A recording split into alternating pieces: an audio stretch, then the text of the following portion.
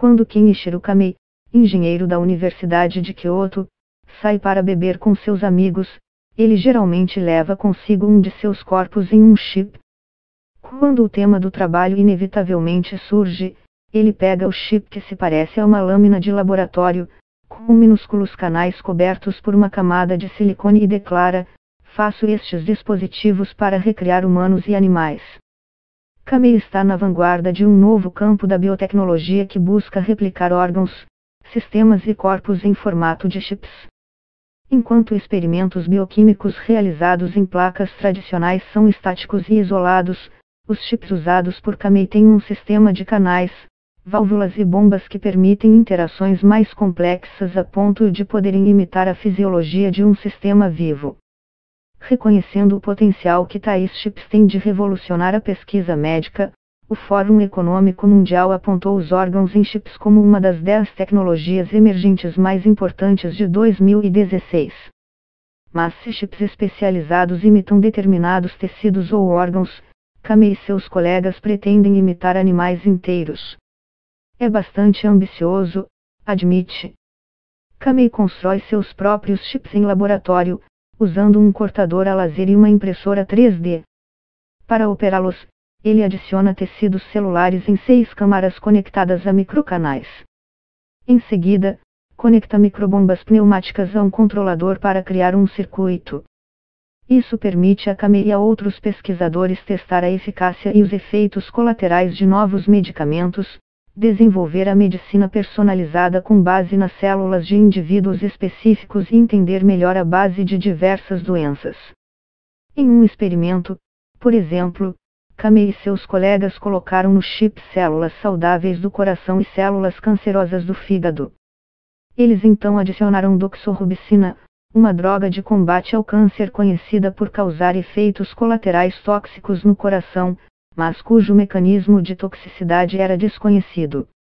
Os pesquisadores descobriram que a droga não causou diretamente o dano cardíaco, o subproduto metabolizado pelo fígado o fez.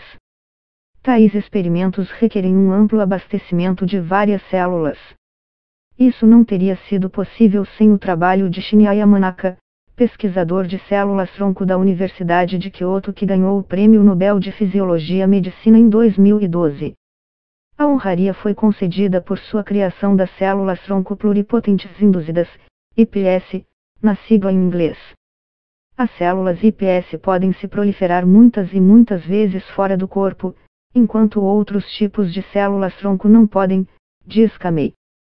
Além disso, as culturas celulares usadas anteriormente eram provenientes de apenas uma pessoa, o que não era útil para estudar doenças genéticas ou de outro indivíduo.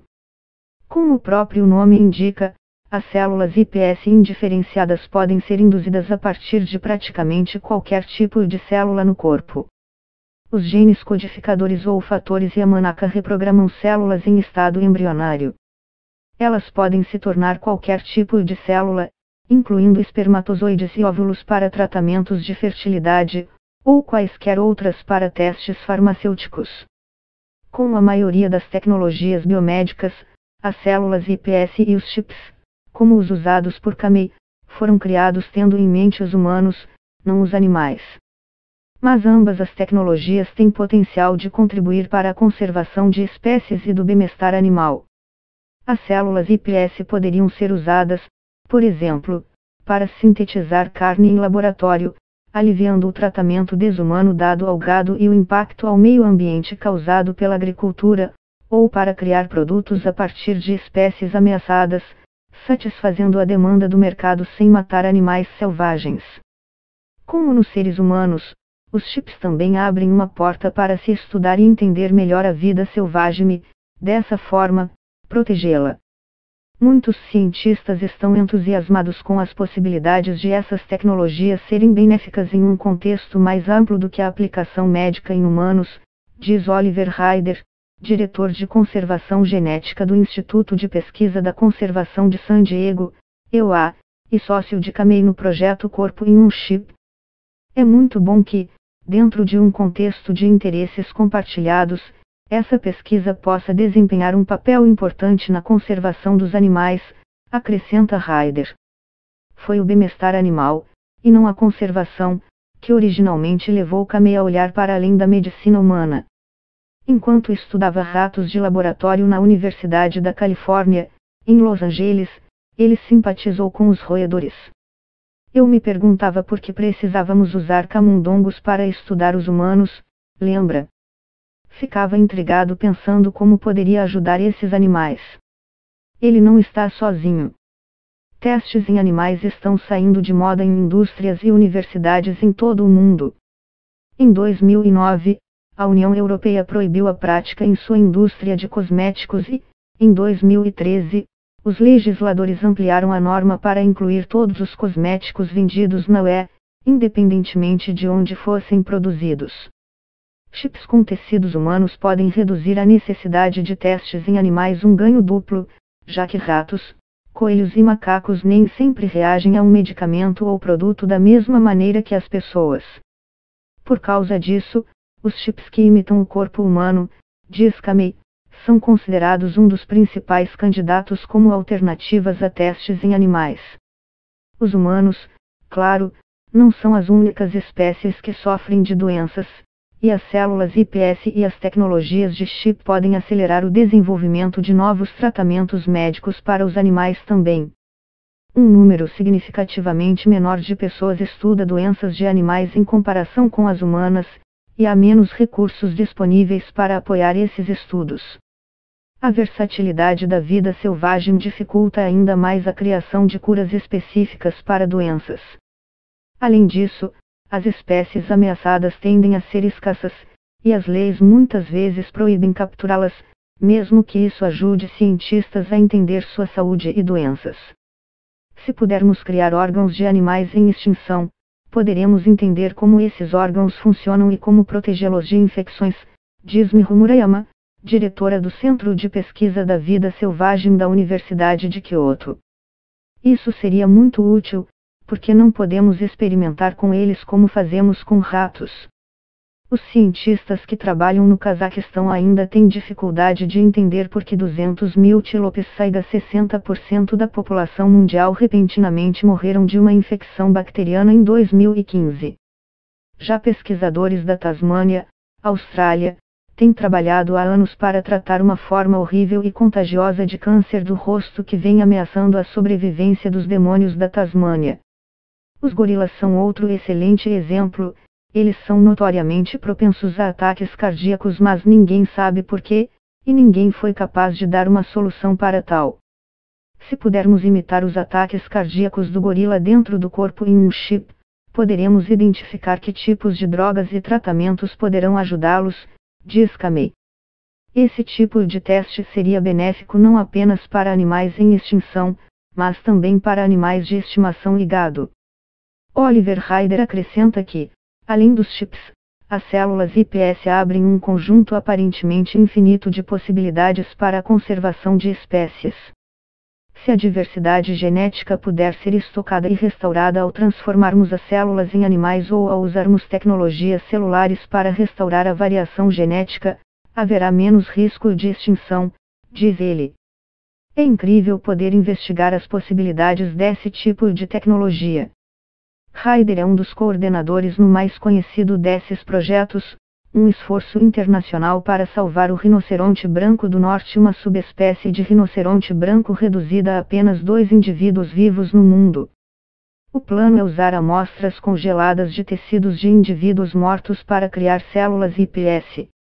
As células iPS seriam, por sua vez, transformadas em óvulos e espermatozoides para gerar embriões viáveis e geneticamente diversificados que seriam implantados no rinocerontes brancos do sul. Embora seja um começo ambicioso, Ryder aponta que esta é a única esperança de salvar a subespécie da extinção. E, independentemente do sucesso do projeto, provavelmente ele abrirá caminho para esforços similares no futuro. Essa tecnologia, acrescenta Miho Murayama, também pode acelerar nossa compreensão da biologia e da evolução. Murayama e colegas estudam, por exemplo, como os hormônios e os neurotransmissores, como a serotonina, afetam o comportamento animal e como os genes estão por trás do comportamento. Hoje ela se debruça sobre a análise genômica de animais específicos para fazer isso. Mas comparações lado a lado, em tempo real, de células vivas seriam mais eficientes.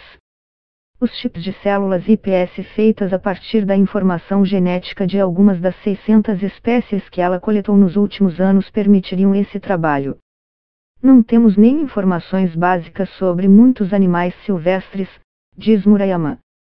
Nosso objetivo é conectar dados de campo e de laboratório para entender melhor as espécies. Os desafios para a realização de tais metas são muitos, no entanto. Entre eles, a fórmula para a criação de células iPS difere de espécie para espécie. O que funciona para um rinoceronte não necessariamente funcionará para um chimpanzé ou uma águia.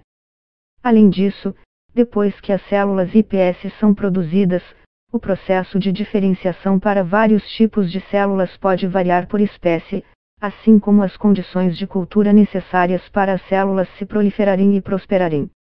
Hitomi Tabata e Tomoka Hirayama, estudantes da escola Hirogaken, em Tóquio, descobriram isso na pele quando tentaram criar células iPS de elefantes. As jovens, que vislumbram uma carreira na pesquisa médica, escolheram esses animais porque eles dificilmente desenvolvem câncer e isso abriria possibilidades de tratamento.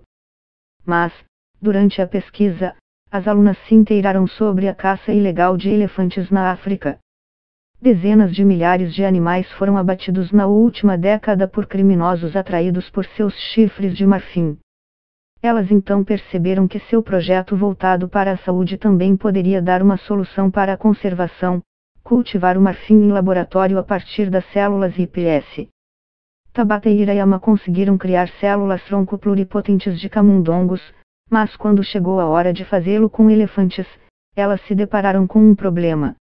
As cópias do P53 de elefantes, o gene responsável pela resistência da espécie ao câncer, também tornaram as células dos elefantes resistentes à reprogramação. Esse gene funciona resistindo ao ou reduzindo o ciclo celular, o que significa que é mais difícil criar células iPS, explicou a estudante Hirayama. Ainda assim, ela e Tabata planejam continuar tentando inativar o P53 e mudar a forma como introduzem o fator Yamanaka pelo menos até a formatura, em março deste ano, quando elas esperam que alunos iniciantes assumam o projeto. Kamei concorda que o P53 é um grande obstáculo, mas que, como todos os desafios da ciência, vale a pena tentar superá-lo. Não estou dizendo que é impossível, mas é quase impossível reprogramar as células do elefante por causa do P53, diz ele. Se for possível, no entanto, quero fazê-lo. Por enquanto, Kamei criou um modelo de rato de corpo em um chip e está perto de criar zebras de Grevin, cujas células chegaram ao laboratório graças às conexões de Murayama com o zoológico de Kyoto. Golfinhos e cavalos são os próximos da lista. Cada espécie tem obstáculos, mas todas também trazem temas interessantes para se estudar, continua o pesquisador.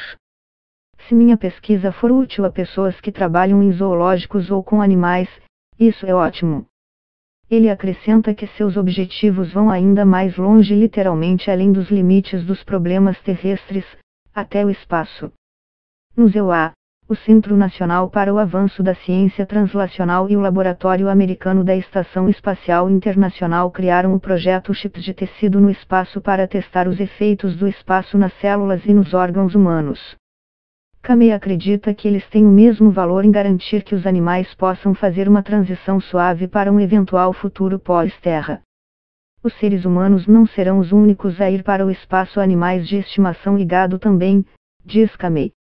Eu não vou a Marte, mas meu sonho é ajudar aqueles que o farão.